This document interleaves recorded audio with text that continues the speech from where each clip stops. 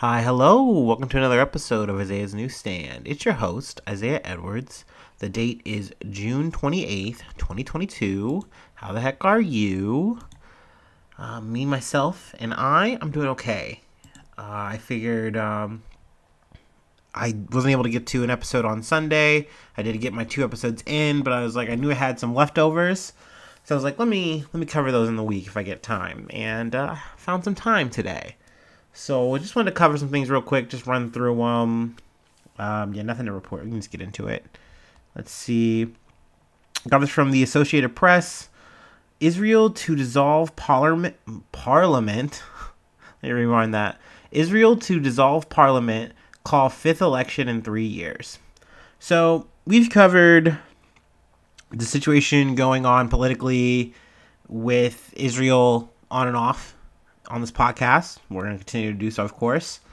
So this is just kind of the start of some things that are coming down the pipe, probably towards the end of the year. So, what is it? Naftali Bennett, yeah. He is a leader of this trilateral kind of group, and they formed to kind of knock out Benjamin Netanyahu, who is Bennett's former boss. Really, he learned and studied under him in terms of how to do politics and all that stuff. And then he's kind of come to usurp him. He did that with things how they're standing. I guess they decided though that they need to put in I guess it's not a bill or something, but essentially they're going to dissolve themselves. Potentially, and there's going to be a new election opening up, which is going to now give Benjamin Netanyahu another crack at the apple.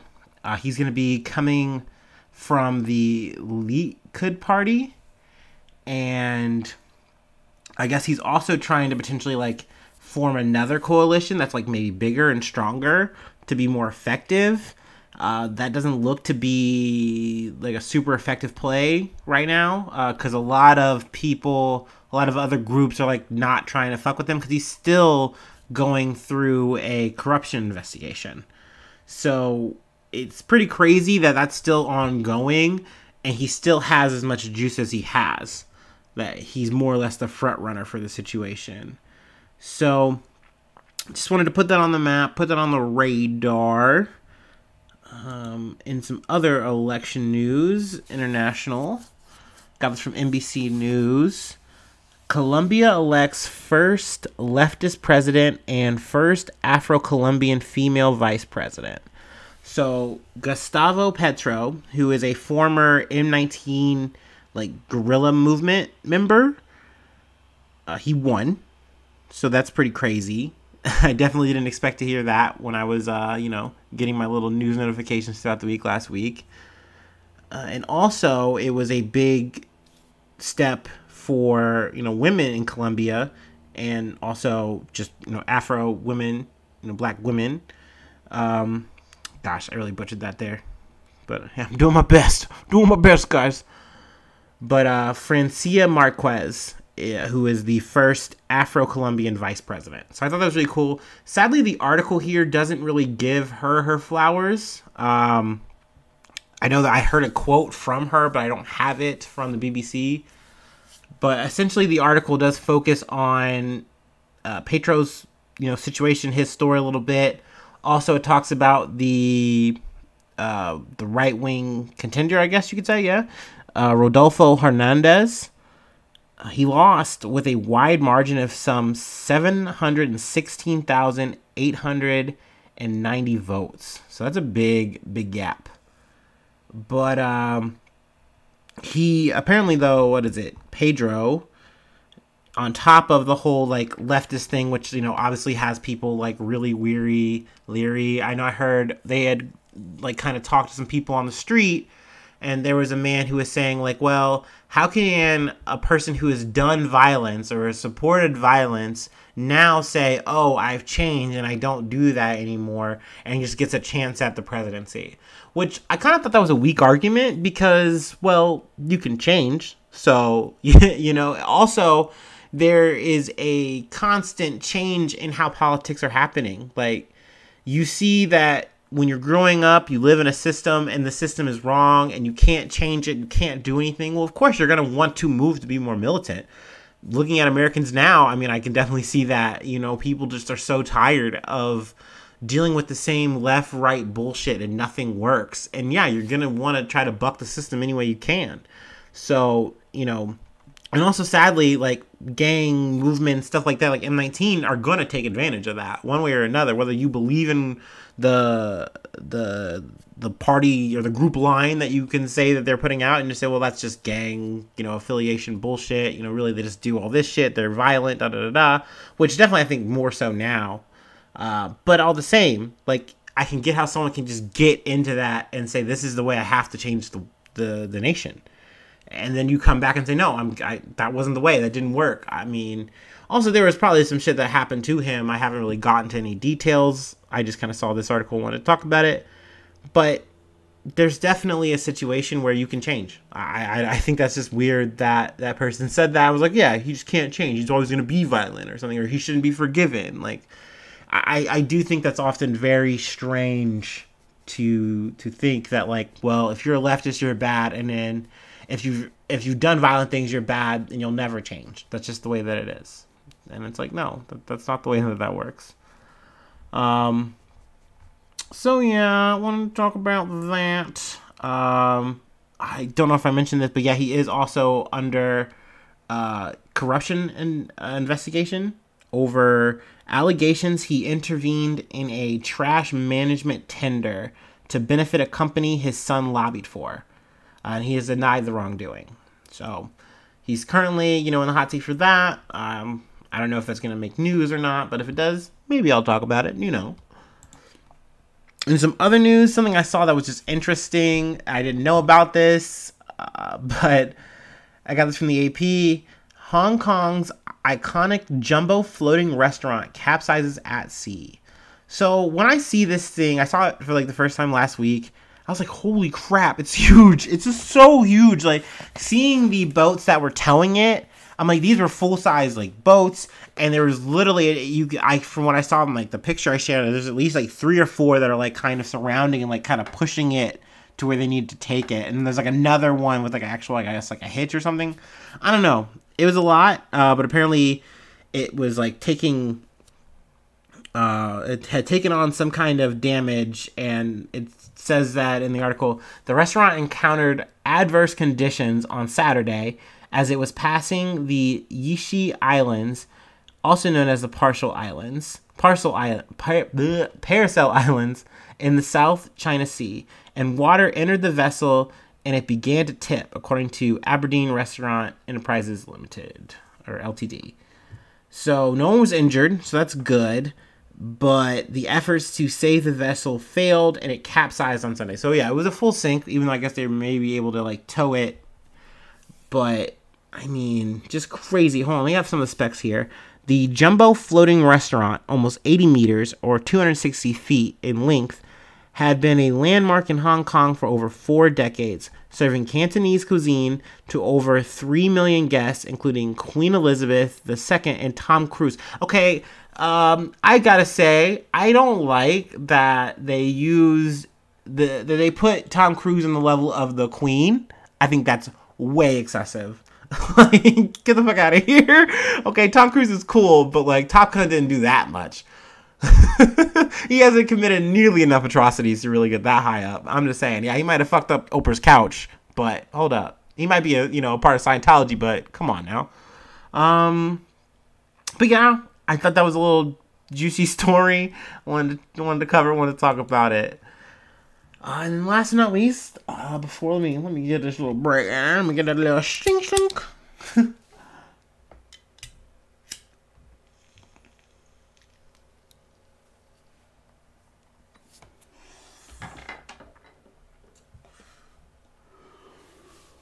Ooh.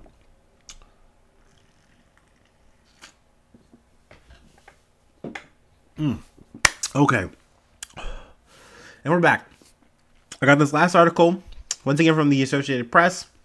I'm going to read you the title just straight up. Snap, Crackle, Pop. Kellogg to split into 3 companies. I don't know. That sounded better in my head. And I see it out loud. I'm like, man, that is corny. But we've covered Kellogg before. More or less about the strike that had happened. It is mentioned in this article, but this is about the split. So, essentially, the 116-year-old maker of Frosted Flakes, Rice Krispies, Pringles, and Eggo, Lego my Eggo, is going to be splitting, and it's going to be based on, one group is going to be focused on cereal, and then the other is going to be snacks, and then I think the third and final is going to be about, like, plant-based food. So,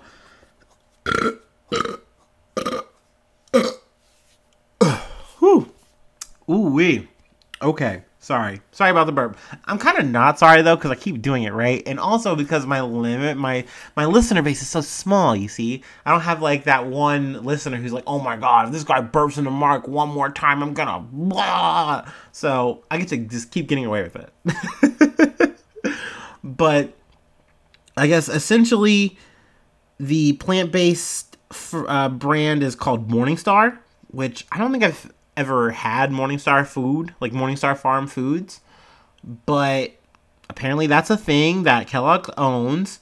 They haven't come out with a name for the snack one, and I guess the cereal is still just going to be Kellogg.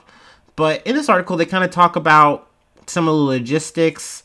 Also, they say, who is this person? Cahalan is going to be the chairman and CEO of the global snacking company. So, hold on, there's a quote from him. Cereal will be solely dedicated to winning in cereal and will not have to compete for resources against the high-growth snacking business. Now, that kind of goes into further what the article just explains, which they're really saying, like, cereal and then, like, also the plant-based ends of the company have kind of been taking a hit. They've been waning, as opposed to snacks over the past couple years being on the boom. Which really makes sense. It's the combination which they kind of go into also that, like, there's definitely a to-go culture that, like, people just don't want to stop to, like, pour a bowl of milk into cereal anymore. Now, don't get me wrong. Like, I was even on my timeline, I saw someone saying, yeah, I mean, a bowl of Frosted Flakes right now. Y'all want a bowl? Which I love that. I do. Frosted Flakes with the extra sugar, though. So good. Honestly, any bowl of cereal with extra sugar is good. I don't care if it kills me. But the to-go culture really has got you saying, I don't want this cereal. You know, honestly, I'm kind of a little lactose intolerant. Like, fuck it. And you don't buy the cereal. Also, not to mention the extra hit lately of cereal being more expensive. It being one of the kind of like items hit because of the grain situation with Ukraine, yada, yada, yada. I mean, honestly, all these places are just getting away with it, all these grocery stores. But it's definitely been on the decline. People are definitely focused more on snacking. Snacking is king right now, which really makes sense.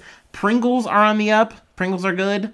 This is a tangent. I'm sorry. I'm keeping you guys. I'm sorry, but I gotta talk about this. I was watching Netflix. And we were watching Iron Chef, not Master Chef. And this broke my heart. What Netflix has done to one of my childhood favorite shows, Iron Chef. They've ruined it. They've massacred my boy. But essentially, it's like the similar setup of like the challenger who is a good chef, you know, nice, you know, come up person. And they're going up against a pro, a Iron Chef. And so I watched the first episode, and one of the dishes that they make, and this is where I'm tying it in, he made a Pringle and beef tartare dish. And what they did was they put Pringles in like the duck face, the duck lip. You know how it is. That's iconic, you know. And they just shoved beef tartare in it. And they thought they were going to win. They thought they were going to win Iron Chef with that. And to me, like, I've watched Iron Chef in the way that there was a pedigree, a vibe of like majesty and mystique. And it just isn't there in the Netflix version. And I got beef with that. I got beef tartare with that. And especially with that guy. And spoiler, he didn't win. He didn't beat the Aussie chef that just ran circles around him. And the dude didn't deserve to win. How you gonna make that? And then the other signature dish he made had me on the fucking ceiling, Lionel Richie. It was a walking taco. He just made a walking taco. And don't get me wrong, walking tacos are good. People are going to come for me and be like, don't talk shit about the walking taco. It's fine for you and I to make it. We're the average, like, Midwesterner or whoever. Like, a walking taco is essentially you get a Frito bag and you empty that out real quick. Okay, cool. And then you get the meat, which is usually like ground beef, and some fixings. And then you mix it all with the chips and then you redistribute it back into the bag. How are you going to win a competition like that? A real competition against a professional. I don't know. He didn't win. Like I said, spoiler, he did not make it. So anyway, Pringles are on the rise. Snacks are king. Now you know if you didn't know. There's some numbers here to back that. Whatever. Blah, blah, blah, blah, blah. Like I said, they also talk about the strike. Which they said that they did get a 15% wage increase over the 3 years. I don't know if we really covered all the logistics there or not, but, wanted to re-mention that. And, yeah, they ended with the shares rose almost 2% to close on last Tuesday, I imagine, at 68.86. Not that it really matters to you and I. We don't fuck with stocks, right, guys? Fuck that shit. Shit's a bear market, remember? All right. That's all I got. Let's see. I'm going to hit a shill mode real quick on this little leftover episode. Let's see. Patreon.com/Isaiah News. You give me any dollar, I'm going to be happy. And you're going to make the podcast hopefully better or whatever. $5 donations will get you a shout out on the podcast. We'll get you Discord access. It's pretty fucking neat. You should try it. Think about it. Also, if you just want to send feedback of any kind, corrections are always welcome. Anything. You just slip it in there. I don't know why I went negative, but that is let's see, gmail.com, Isaiah News 1 at gmail.com. I don't know who uses Gmail anymore. Who sends emails? Ugh. But that's all I got for you guys. Thank you for coming through on this random episode and not quite middle of the week, but I will see you soon, and hopefully it's with some more good news. I love ya. Bye-bye. Mwah.